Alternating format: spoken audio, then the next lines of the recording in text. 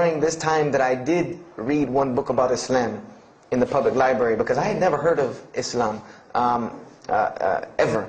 But I remember I was looking in the religious section in the library at school, and there was a book about Islam, and or it was in the library, the public library, and I remember it was some title like "Why I'm Not a Muslim," or some, you know, one of these titles that was propagandistic against Islam, but I had no idea. So I just took the book and I read it, and I remember it said that Muslims, M-O-S-L-E-M-S, and any of you knowing Arabic knows that's a very derogatory word. A Muslim is someone who oppresses someone else. That's a very quick sleight of the pen that was used in the past for a very real purpose.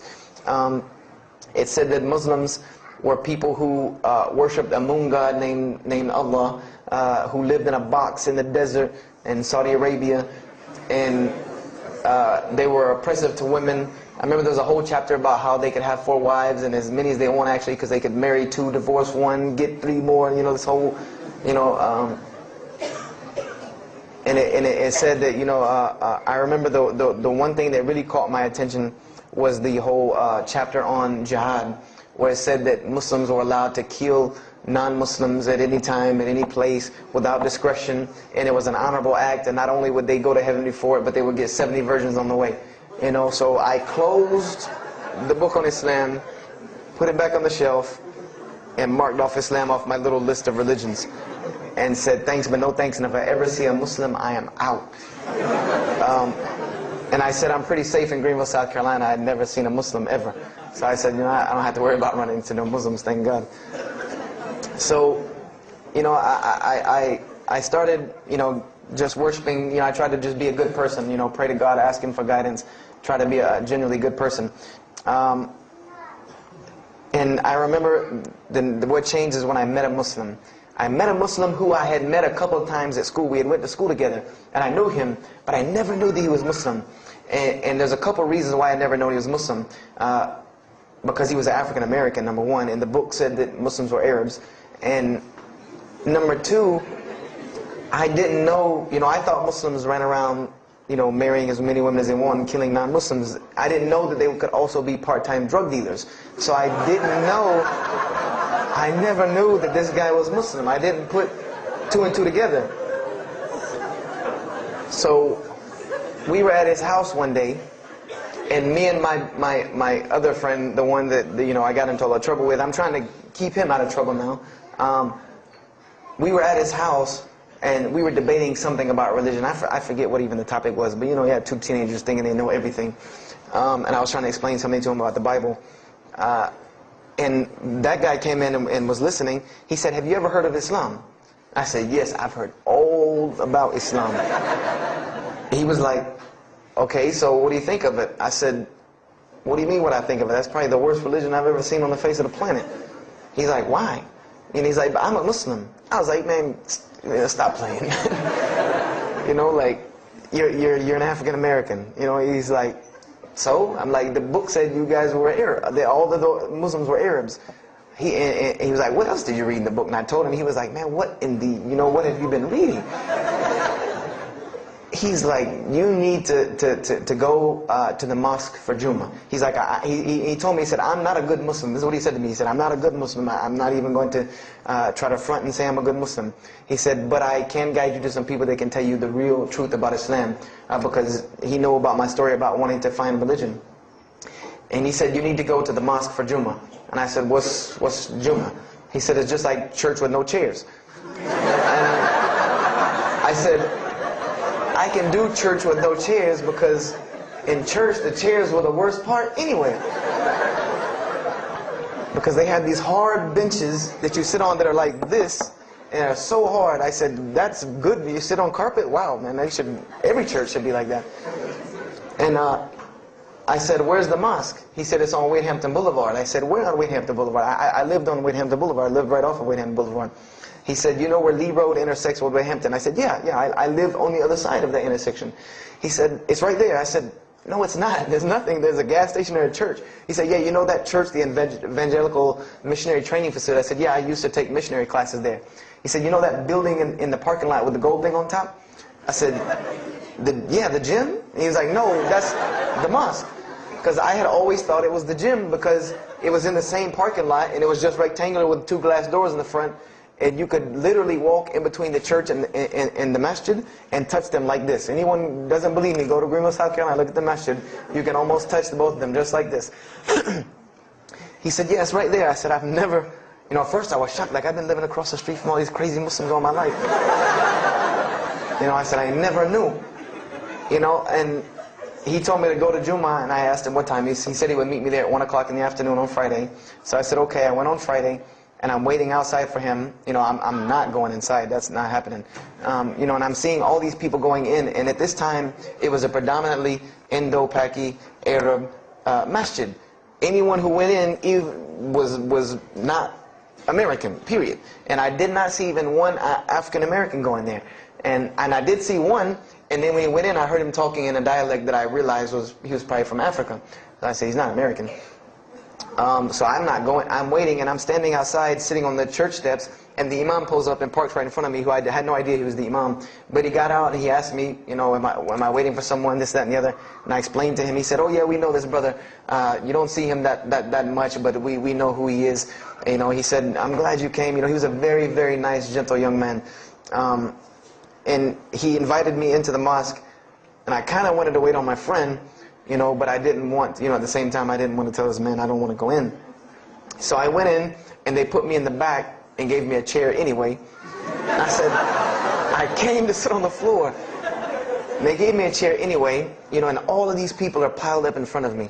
And there's no Americans here. And I'm starting to wonder, if this is a setup. Because it's starting to smell like a setup to me. Because in my mind, I'm like, you've been set up before, and this seems kind of like this. So, and I'm starting to think in my head, scenarios, a young mind at play.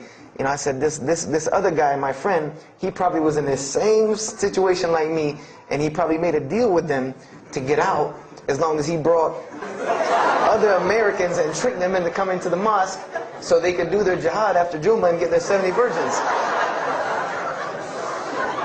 So I'm sitting here, and there's all these people in front of me, and then there's a curtain with all these people behind me making noise, and I have no idea who's back here.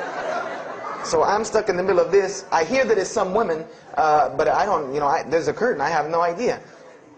So I'm like, there's something very odd about what's going on right here. I'm like, just let me make it. I'm starting to look for the exit. I'm like, calculating how many people are between me and the exit. I know some martial arts, so I said I'm going to hit a couple of them, and I'm out. And then the imam came, and I just now realized that he was the imam because he got up on the minbar, and they started to call the adhan. And, I said, okay, that man seemed nice. He seemed genuinely nice. So I felt a little more comfort.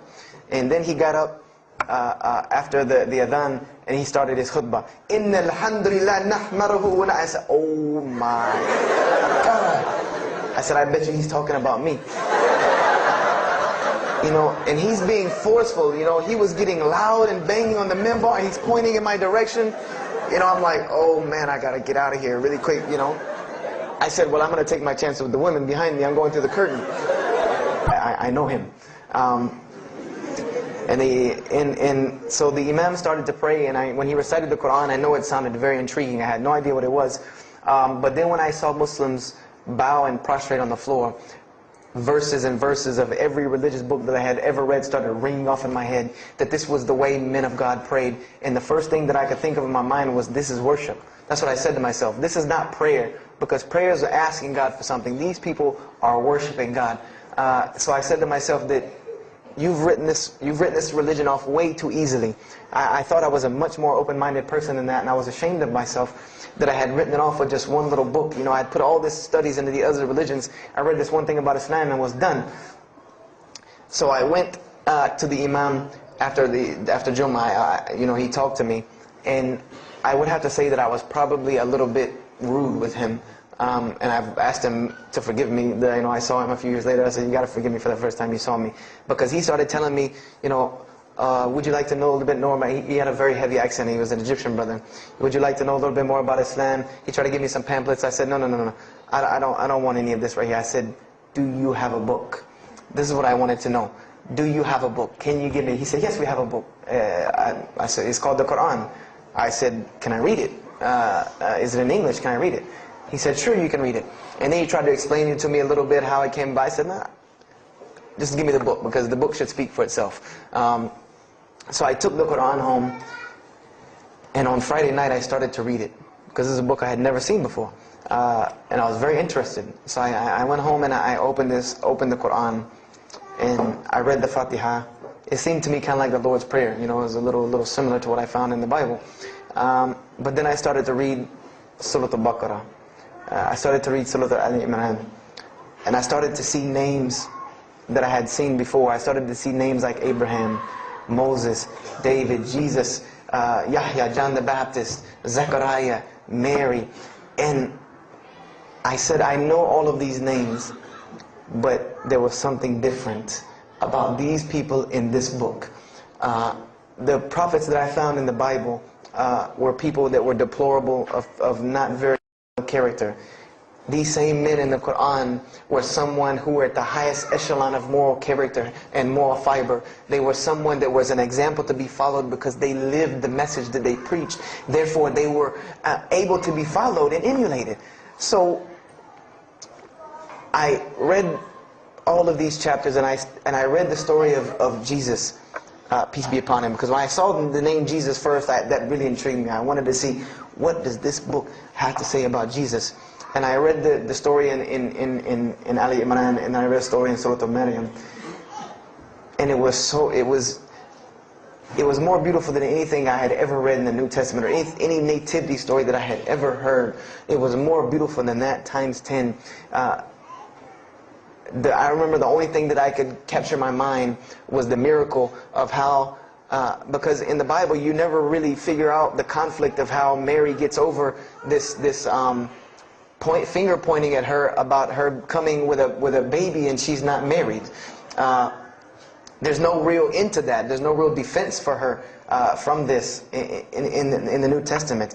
But the Quran is so explicit and so clear that Jesus' first miracle was to speak from the womb, to speak as a baby and defend the honor of his mother. Something that you cannot deny, something that you cannot deny about her, who Mary was, when you have this baby speaking on her behalf. So I would say I read the Quran entirely in 3 days. But that first night, after I had made it through Surah Al-Imran, my heart was already given to this book. I didn't know what it meant to be a Muslim. I didn't know how to be a Muslim. I didn't even know what that meant. But I knew that whoever it was that followed this book, I wanted to be like these people. I wanted to be like the people that I read about in this book. These were people I could follow. These were prophets. This was a book of guidance. And this was something that the book is calling and appealing to me. That if you don't believe in this book, you never see that. I've never seen this in any other scripture. The direct challenges that are in the Quran, that if you don't believe this book is true, put it to the test. Put it to the test. And this was something that was so astounding to me, that God is telling you over and over again, if you don't believe this is the truth, test it. Bring me something else like it. Test it. Put it to test. If it was written, if there was more than, all of the analogies about God, everything was so logical, so rational, so reasonable in my mind, that it was like 2 + 2 = 4, and that was it. There was no 1 + 1 + 1 = 3, egg, yolk, water, fight. There was none of that foolishness. The Quran was very direct and very straightforward in its teachings. So I gave my heart to Islam that night in my living room, reading the Quran, and I cried and cried, that I had been looking for the truth all this time, had searched all this way, and it was right across the street from my